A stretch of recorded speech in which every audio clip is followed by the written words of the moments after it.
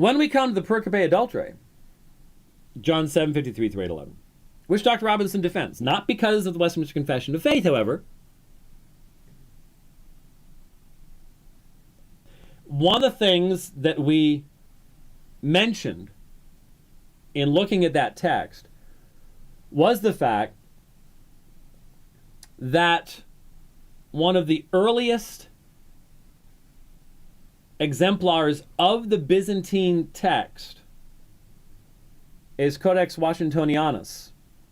Now, Codex A is Byzantine in flavor in the Gospels as well. When you have a variant reading where you have consistent testimony in the Alexandrian, Western, and Byzantine text types. So in other words, you have a wide dispersion of, in that case, deletion, not containing that reading. That is very important. That strengthens the evidence of that reading. When you look at the omission of the Pericope Adulterae in the manuscripts, which is, I assert, your primary source of authority. It must be your primary source of authority. No one argues that the Pericope Adulterae is not an early story.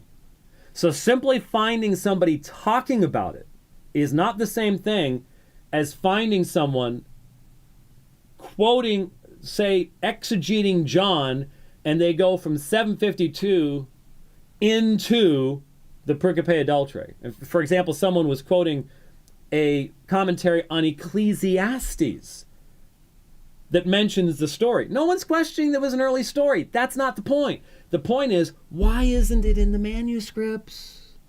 Your manuscripts are your final authority. That's the issue. Point being, when you look at the deletion of the Pericope, P66, P75, Sinaiticus, Alexandrinus vid means that portion's missing, but when you look at what's there, where the lacuna is, and then afterwards, and you figure out how many letters and words you could have fit in there, there's not enough space for that 12-verse addition. Vaticanus, same with C and A, same situation. L and T, Washingtonianus, Delta, Theta, Psi, a number of minuscules, lectionaries, numerous versions of the Latin, Coptic, Sahidic, a number of versions of the Syriac, late manuscripts of the Syriac added in once it became popularized, Coptic, Armenian, Georgian, Slavic. In other words, in the year 500, what was the ecclesiastical text of John 7? I'm asking this of Paul Barth, Robert Truelove. In the year 500, since Brother Truelove chose to want to quiz my daughter about this last night, he says he didn't know it was her. Okay, I'll accept that. Not sure how you can be in the pub and not know who she is, but anyway, my turn to quiz you. What was the ecclesiastical text of the year 500 in the original language? Did it contain the Pericope Adulterae, yes or no? The answer is no.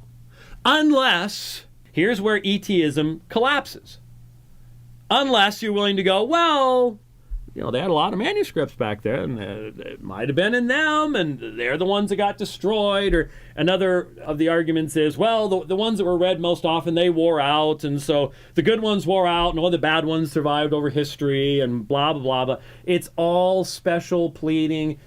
Given the data that we have, which is more than for any other work of antiquity, given the data that we have, the majority text in the year 500 did not contain the Pericope Adulterae at John 7:53 through 8:11. It just didn't. And you have to have some other theory to explain how that reading arose. Now,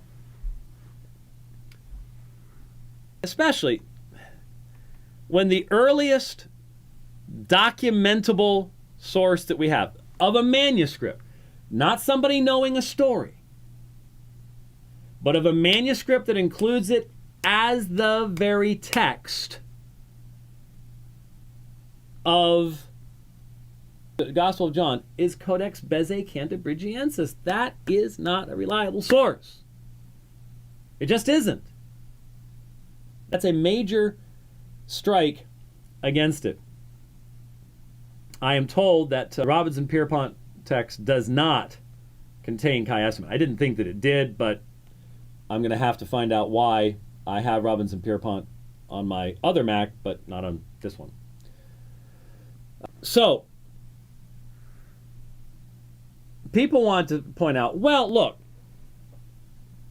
one of the arguments that was made was, well, you should have known, though, that the reason that that text is found outside of John, it's found 3 different places in John, but the reason it's found outside of John was due to lectionary rearrangement.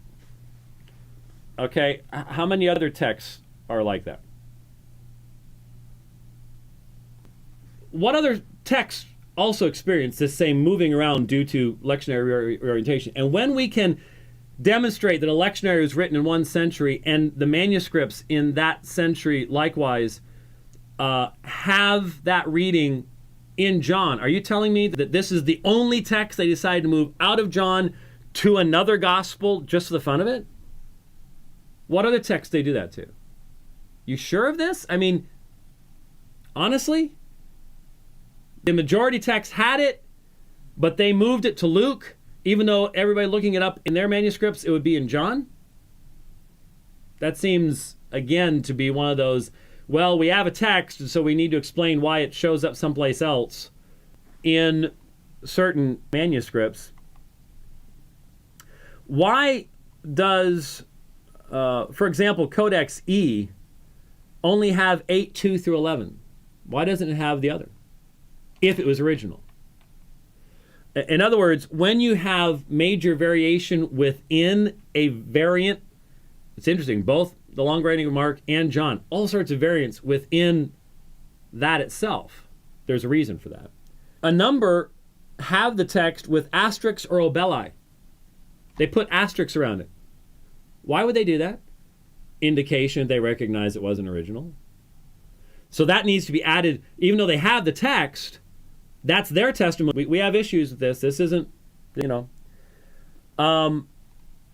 some have only 8:3 through 11, including lambda with asterisks, a number of lectionaries. This is included again at UBS 5 apparatus down here. These lectionaries are in footnotes 1 through 7 of chapter 8, so on and so forth. Including 753 through 811 after Luke 21:38 is family 13. That's not just one manuscript, it's a family of manuscripts. After John 7:36 and 2:25, after John 21:25 with critical note in 1, and include 8:3 through 11 after Luke 24:53 and 13:33. That's not even 7:53 through 8:11. It's broken up into all sorts of different parts. If it was original, why? You see, if all you want to do is defend this, you don't have to answer questions why. But if you want to actually know what John originally wrote, you are going to ask questions why this one segment with all this wild variation going all these different places, being cut up into parts. Why this one? Because if it was original, then why would there be all this chopping up of it? Doesn't make any sense. Unless it wasn't original, which is what the first 500 years of the church tells you. Right? I mean, I could understand some of this. Maybe even up through the unseals when they were discovered. But once we have the papyri, once we have P66, once we have P75, what are we arguing about here? Well, again, it's your theory. It's your theory. And does your theory explain where the text comes from, or are you taking a text and defending it and creating a theory behind it that would never survive cross-examination? Never survive cross-examination. That's really the question.